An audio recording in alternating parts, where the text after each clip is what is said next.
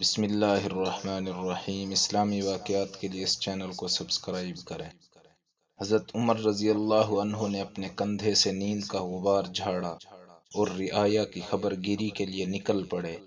آپ رضی اللہ عنہ نے دیکھا ایک عورت اپنی کمر پر پانی کی مشک اٹھائے ہوئے ہے اور ننگے پاؤں چلی جا رہی ہے۔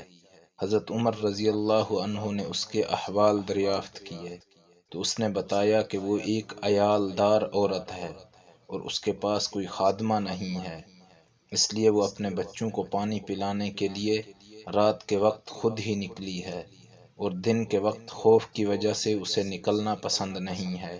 حضرت عمر رضی اللہ عنہ نے جب اس کے حالات سنے تو بڑے پسیجے اور خود اس کی مشک اٹھا کر اس کے گھر تک گئے۔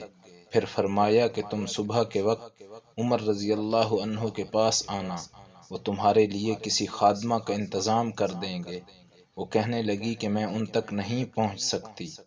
حضرت عمر رضی اللہ عنہ نے فرمایا کہ تمہیں انشاءاللہ وہ مل جائیں گے۔ چنانچہ جب وہ عورت صبح کے وقت ان کے پاس پہنچی تو دیکھا کہ عمر رضی اللہ عنہ تو وہی ہیں۔